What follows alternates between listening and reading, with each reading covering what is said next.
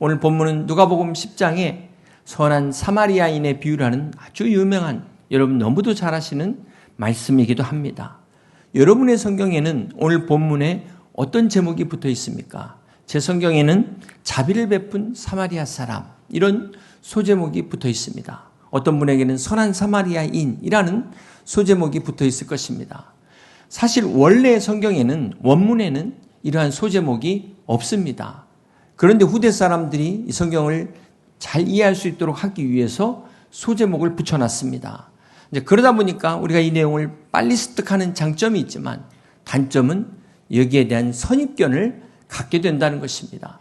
우리가 선한 사마리아인이다 라고 이미 그런 전제를 갖고 이 말씀을 보는 순간 우리의 모든 시선과 관심은 이 사마리아인에게 꽂혀 있습니다. 자연스럽게 저는 선한 사마리아인이 되어야 되겠다, 이 틀 안에 갇히는 선입견을 갖게 된다는 것입니다. 물론 우리가 착하게 살고 이웃을 돕는 것이 틀린 것은 아닙니다. 그런데 이렇게 성경을 보는 순간 복음은 사라지고 율법만 남게 된다는 것입니다. 근데 그 결과 어떻게 될까요? 나는 왜 저렇게 못 살지? 이런 의무감과 죄책감의 무거운 짐을 더 얹게 된다는 것입니다. 과연 이것이 주님께서 이 비유를 통해 우리에게 주시고자 하는 메시지였을까? 이 시간 우리가 영적인 눈을 뜨시고 오늘 본문 안에 담겨있는 복음의 비밀을 깨닫는 저와 여러분 되시기를 주님의 이름으로 축복합니다. 오늘 본문에 보면 어느 날 한 율법 교사가 주님 앞에 나와서 선생님, 내가 무엇을 하여야 영생을 얻으리까 하고 질문을 합니다. 얼핏 보면 이 질문이 정말 진실한 구도자의 질문 같지만 성경은 이 율법 교사의 그 질문의 의도를 밝히고 있습니다. 25절입니다. 교사가 일어나 예수를 시험하여. 자, 이 사람이 진정으로 진리를 알기 위해서 배우려고 온 사람이 아니고 예수님을 시험하려고 함정에 빠뜨리려고 온 사람이라는 것을 성경은 이야기합니다. 어쩌면 율법 교사들을 대표로 해가지고 뽑혀서 파견된 사람일 수도 있을 것입니다. 자, 이 사람의 첫 번째 질문이 내가 무엇을 하여야 영생을 얻으리까? 이 질문 안에 잘 보시면 교만이 숨겨져 있어요. 내가 무엇을 하여야라는 이 단어, 이 표현 속에 자신의 행위와 노력으로 영생을 얻어보겠다는 이 사람의 믿음이 들어있다는 것입니다. 이것을 우리가 행위구원론이라고 말하잖아요. 자기의 행위로 구원을 얻겠다는 이 율법사에게 주님은 그가 잘한다고 자부하는 이 율법으로 되레 부르십니다. 26절입니다. 예수께서 이르시되 율법에 무엇이라 기록되었으며 내가 어떻게 읽느냐. 이때 이 율법교사가 망설임 없이 자신 있게 대답하여 이르되 내 마음을 다하며 목숨을 다하며 힘을 다하며 뜻을 다하여 주 너의 하나님을 사랑하고 또한 내 이웃을 내 자신같이 사랑하라 하였나이다. 여러분, 이 대답이 쉬운 게 아니에요. 우리는 답을 딱 아니까 쉽지만 이 많은 율법 중에 딱 이거 한 구절 뽑는다는 게 결코 쉬운 게 아닙니다. 이 사람은 정말 율법을 잘하는 똑똑한 사람이었습니다. 주님께서도 이 대답에 대해서 네가 옳다라고 인정하시면서 중요한 말씀을 덧붙이십니다. 28절입니다. 예수께서 이르시되 내 대답이 옳도다. 이를 행하라. 그러면 살리라 하시니. 자, 주님께서 이를 행하라고 말씀하시니까 이 율법사가 다시 또 질문을 합니다. 29절에 그 사람이 자기를 옳게 보이려고 예수께 여짜오되 그러면 내 이웃이 누구니까? 이 두 번째 질문에서도 이 질문의 동기가 순수하지 않은 게 지금 성경에 나타나고 있습니다. 이 사람이 질문을 하는 지금 동기가 뭐예요? 자기를 옳게 보이려고, 자기의 의로움을 드러내려고 질문을 한다는 것입니다. 정말 몰라서 순수하게 배우기 위해서 질문하는 것이 아니라는 것입니다. 이 율법사가 예수님의 칭찬을 받으니까 더 잘 보이려고 그 욕심에 그러면 내 이웃이 누굽니까? 이렇게 질문합니다. 사실 이 사람이 이웃을 몰라서 질문한 것일까요?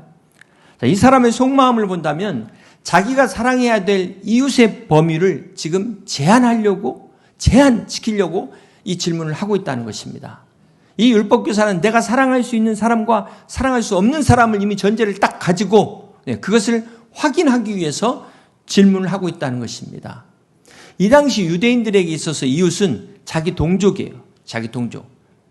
심지어 자기 동족이지만 혈통을 섞었다는 이유로 사마리아인들은 개취급하고 이웃에서 완전히 배제시켜 버렸습니다. 이 율법교사는 이러한 자신들의 이 해석을 주님 앞에 인정받고 싶어서 이렇게 물었다는 것입니다. 이때 주님께서 대답을 비유로 말씀하세요.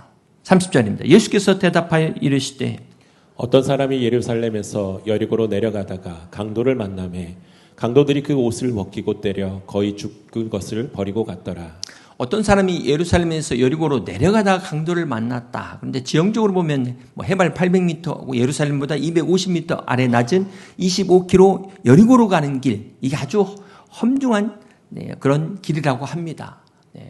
이 꼬불꼬불한 길, 우리로 말하면은 새벽 2시에 핸드폰 배터리가 나갔는데 가로등은 없고 CC도 없는 그 깜깜한 길을 혼자 가야 될 때의 그 두려움, 그런 무서운 길을 가다가 이 사람이 거기서 강도를 만나 쓰러져 버린 겁니다.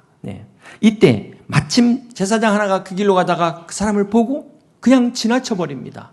레위인도 마찬가지 그냥 지나쳐 버립니다. 여러분, 이 당시 제사장과 유대인은 유대교 최고의 종교 지도자들입니다. 이 사람들은 하나님의 율법을 가르치는 사람들이에요. 하나님의 사랑으로 섬기는 사람들입니다. 그런데 이들이 죽어가는 사람을 보고 그냥 외면했다는 겁니다. 저는 여기에 반드시 이유가 있었을 것이다 생각해요. 어쩌면 지금 제사를 지내러 가는데 시간은 촉박하고 이 제사 율법에 부정한 시신의 손을 대면 제사를 집행할 수가 없거든요. 그런 이유에서였는지 이 사람을 그냥 보고 외면하고 지나갔다는 것입니다. 자, 그런데 어떤 사마리아인이 이 사람을 보고 불쌍히 여겨서 돌보아 준 것입니다. 여기서 우리가 사마리아인은 유대인들이 볼 때 어떤 사람이라고 그랬죠? 멸시와 천대를 받는, 같은 동족임에도 그렇게 조롱받는, 혼혈족으로 인해서 차별을 받는 사람들이었습니다. 심지어 유대인들이 사마리아 땅은 아예 더럽다고 돌아서 갈 정도로, 가까운 길 놔두고도 삥 돌아갈 정도로 차별을 했던 이 사마리아인이 이 강도 만난 자를 도왔다는 것입니다. 율법교사가 이 비유를 들으면서 얼마나 당황했을까요? 자신들이 존경하는 종교 지도자들은 막상 이 불쌍한 사람을 외면했는데 자신들이 멸시한 이 사마리아인이 진정한 사랑을 베푼 것에 대해서 참 이 사람이 그것을 들었을 때 얼마나 듣기 불편했을까요? 얼마나 듣기 거북했을까요? 주님께서 이 비유를 마치신 후에 결정적으로 질문을 하십니다. 36절입니다. 내 생각에는 이 세 사람 중에 누가 강도 만난 자의 이웃이 되겠느냐? 여기에 반전이 있습니다. 율법교사가 내 이웃이 누구냐? 누구입니까? 라는 질문에 주님이 되레 질문하셨어요. 이 강도 만난 자의 이웃이 누구냐? 라고 주님이 재차 질문하신 것입니다. 여기서 질문의 관점이 전환이 됩니다. 율법교사의 질문인 내 이웃이 누구입니까? 자, 이 말 속에는 내가 지금 여력이 있어서 누군가 도와줄까 하는데 내가 도와줘야 될 사람의 범위가 어디까지일까요? 이런 의미를 가지고 있습니다. 마치 이제 구호품을 들고 있는 사람이 이 구호품을 누구에게 어디 선까지 나눠줘야 될까요? 이런 것을 묻는 것과 같은 질문입니다. 자, 그런데 이 율법사의 질문을 주님이 바꿔버리셨어요. 내 이웃이 누굽니까? 라는 질문에 도리어 강도 만난 자의 이웃이 누구냐? 라고 주님이 질문으로 대답하신 겁니다. 이것은 무엇을 말할까요? 사실은 이 율법교사를 향해서 네가 도움이 필요한 사람이야. 네가 지금 누구를 도와줄까? 이거를 묻고 있지만 사실은 네가 강도 만난 사람이야. 그러니 네가 지금 내 이웃이 누굽니까? 라는 질문은 잘못된 질문이고 올바로 된 질문은 누가 나 좀 살려주세요. 내가 바로 강도 만난 자입니다. 이 질문을 해야 된다는 것을 가르쳐주고 있다는 것입니다. 여러분, 예수님께서 율법교사에게 이것을 깨닫기 위해서 질문하십니다. 이 율법교사는 자신이 아주 어렵다고 착각했어요. 자신은 선한 일을 할 수 있는 능력이 있다고 그렇게 생각을 한 것입니다. 내가 누군가 도와줄 수 있는 사람이야. 나는 하나님을 사랑하고 이웃을 사랑할 수 있는 그런 사람이야. 그렇게 이야기하고 있지만 주님은 사실은 정반대로 이야기하고 있습니다. 그 사람은 영적으로 죽어있는 상태였어요. 사실은 너는 하나님을 사랑할 능력이 없는 상태다. 네 스스로는 하나님 앞에 나올 수 없는 자라는 것을 주님을 깨닫기를 원했던 것입니다. 자기 힘으로 아무것도 할 수 없는 절박한 처지임을 깨닫기를 원하셨다는 것입니다. 사랑하는 성도 여러분, 주님께서 이 율법 교사에게 하신 그 말씀은 마치 선생님이 내가 누구를 가르칠까요 하는데 그 선생님한테 선생님은 배워야 됩니다. 이런 말과 같다는 거예요. 이게 얼마나 자존심 상하고 충격적인 이야기겠습니까? 자기는 지금 다 뭔가 있다고 생각하는 그 높은 자리에서 있는데 순간 자기를 가장 낮은 자리로 앉혀버린 거예요. 그런데 여러분, 복음은 여기서부터 시작이 됩니다. 사랑하는 성도 여러분, 내가 누구를 도와줄까 이렇게 생각하는 한 진정한 은혜를 깨달을 수 없습니다. 내가 하나님을 위해 무엇을 할까? 이걸 할까? 저걸 할까? 이렇게 묻고 있는 한 그 사람은 복음을 이해할 수 없습니다. 그러므로 먼저 내가 바로 강도 만난 자였다. 내가 바로 가장 도움이 필요한 사람이었다라는 이것을 깨달을 때 비로소 하나님의 구원의 그 은혜를 깨닫게 되는 것입니다. 하나님의 그 긍휼의 필요성을 깨닫게 되는 것입니다. 아, 은혜가 무엇인가를 진정으로 깨닫게 되는 것입니다. 사랑하는 성도 여러분, 이 율법 교사가 깨달았어야 될 것이 무엇일까요? 이 율법 교사가 정말로 율법을 잘 아는 사람이었다면 이 두 가지를 깨달아야 됩니다. 첫 번째, 로마서 3장 20절입니다. 그러므로 율법의 행위로 그의 앞에 의롭다 하심을 얻을 육체가 없나니 율법으로는 죄를 깨달음이니라. 그렇습니다. 율법으로는 죄를 깨닫는 것입니다. 이것을 깨달아야 됩니다. 두 번째로 깨달아야 될 것이 로마서 7장 18절입니다. 내 속 곧 내 육신에 선한 것이 거하지 아니하는 줄을 아노니 원함은 내게 있으나 선을 행하는 것은 없노라. 그렇습니다. 이 율법을 통해서 내 속 곧 내 육신 안에 선한 것이 없다는 것을 깨달아야 되는 것입니다. 죽었다 깨나도 이 육신으로부터는 선한 것이 나올 수 없음을 깨달아야 됩니다. 여러분, 만약 이 율법 교사가 이것을 진정으로 깨달았다면 자신의 한계와 무능을 깨달았을 것입니다. 그리고 정말 예수님께 나와서 엎드려 구했을 것입니다. 사랑하는 성도 여러분,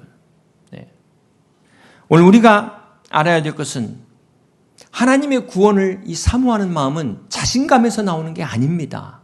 담대함에서 나오는 것이 아닙니다. 오히려 절망 가운데, 오히려 깊은 좌절 속에서 나오는 것입니다.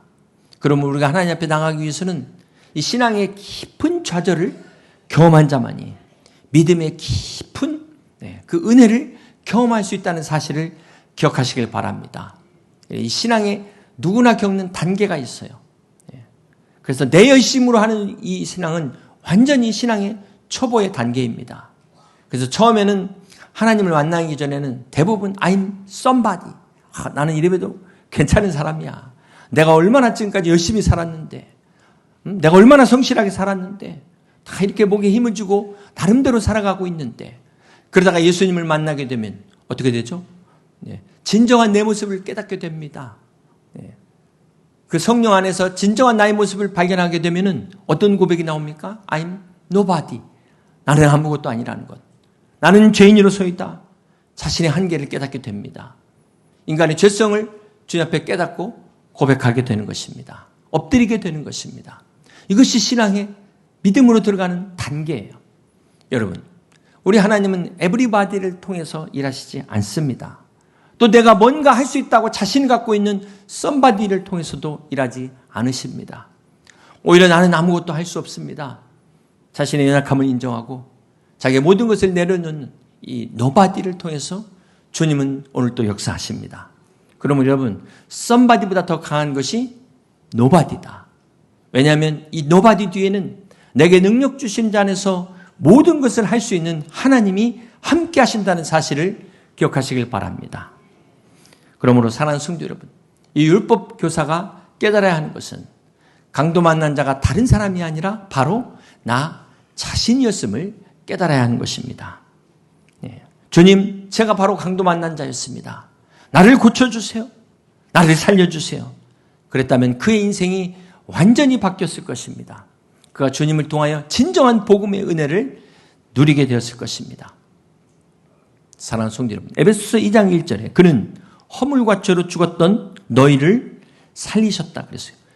인간은 죄로 인해서 완전히 죽었다고 성경은 선포하고 있습니다. 우리 스스로 아무것도 할 수 없는, 손 하나 까딱할 수 없는 절망적인 상태가 죄로 인해서 강도를 만난 우리의 모습이라는 것입니다. 그런데 문제는 지금 자기가 강도를 만난 것도 모른다는 거예요. 강도를 만나갖고 거반 죽게 된 것도 모른다는 것입니다. 여러분, 꼭 총을 들고 칼을 들어야만 강도입니까? 네. 질병의 강도를 만나게 되면 어느 날 이 육신의 건강을 하루아침에 빼앗길 수가 있는 거예요. 여러분, 우리가 원치 않는 사고를 당하다 보면 내 행복을 빼앗길 수 있다는 것입니다. 강도가 꼭 눈에 보이는 사람만 강도가 아니라는 것입니다. 이념의 강도를 만날 수도 있고요. 여러분, 가치관의 강도를 만날 수도 있습니다. 이 세상이 전부야, 돈이 전부야, 성공이 전부야 라는 강도를 만날 수도 있는 것입니다. 이런 강도를 만나다 보면은 우리 믿음의 강도를 만날 수도 있어요. 네. 여러분, 누가 지금 신앙생활 잘하고 있는 여러분의 믿음을 빼앗아 갔습니까? 한번 생각해 보세요. 그렇게 말씀을 잘 듣던 하나님의 말씀의 귀를 누가 막았습니까? 누가 이렇게 앞에서 말씀을 사모하던 여러분을 자꾸 뒤로 가게 만듭니까? 그게 강도라는 거예요. 이처럼 죄라는 강도를 만나면 하나님과의 관계가 깨집니다. 그러면 평화가 깨지는 것입니다. 이 마귀라는 강도가 때로는 가까운 사람들을 통해서 우리의 사상을 바꾸고 생각을 바꾸고 영혼을 병들게 만들고 믿음을 잃어버리게 만듭니다. 더 큰 문제는 그러고도 깨닫지 못하게 하는 것. 그래서 우리가 깨어 있어야 되는 것입니다. 사랑하는 성도 여러분, 오늘 본문에서 이 제사장과 레위인이 강도 만난 사람을 피해간 것은 어떤 의미가 있을까요? 영적으로 주는 교훈이 있습니다. 이 제사장과 레위인은 무엇을 대표한다고 그랬어요? 율법을 대표하는 사람들이에요. 무슨 말입니까? 율법은 절대로 죽어가는 사람을 살릴 수 없다는 것입니다. 율법은 절대로 죽은 사람을 살릴 수 없습니다.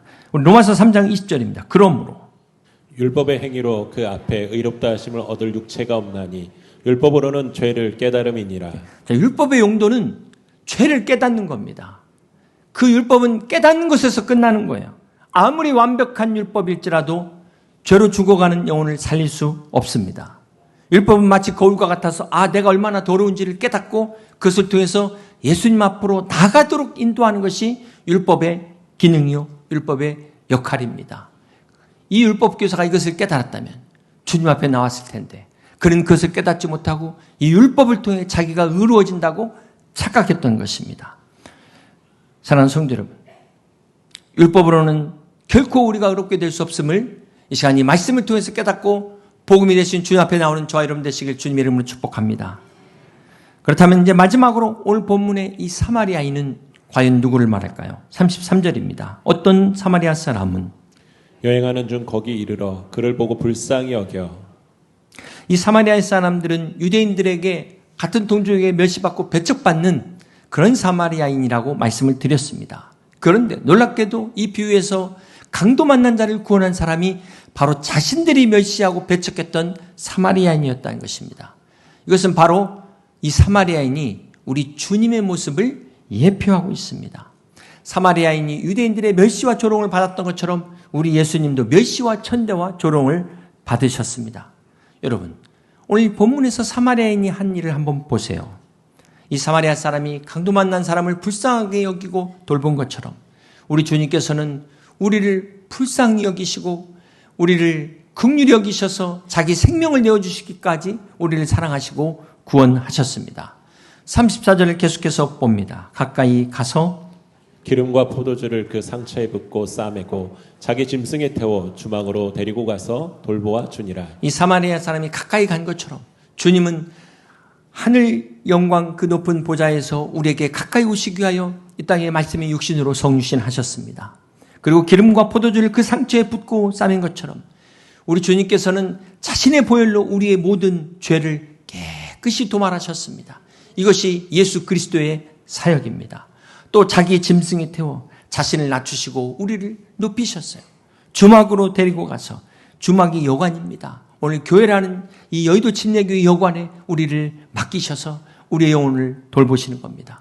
35절 그 이튿날 그가 주막 주인에게 데나리온 둘을 내어주며 이르되 이 사람을 돌보아주라. 비용이 더 들면 내가 돌아올 때 갚으리라. 데나리온 둘을 내어주면서 대가를 지불하잖아요. 값없이 주는 은혜입니다. 그러면서도 돌봐주라. 더 들면 내가 갚으리라. 네, 끝까지 책임지시는, 우리가 한번 믿으면 죽을 때까지 책임지시는 하나님의 사랑을 보여주고 있습니다. 사랑하는 성도 여러분, 이 얼마나 완전한 구원입니까? 로마서 3장 21절은 율법 외에 나타난 하나님의 한 의 그리스도라고 말하고 있습니다. 이것은 바로 율법이 줄 수 없는 율법 밖에서 은혜로 오신 예수 그리스도만이 우리의 유일한 구원자요 진정한 구원자이심을 믿으시기를 바랍니다.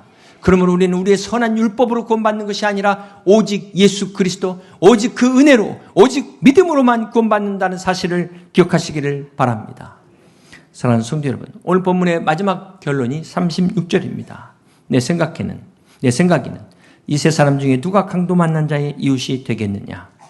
이르되 자비를 베푼 자니이다. 예수께서 이르시되 가서 너도 이와 같이 하라 하시니라.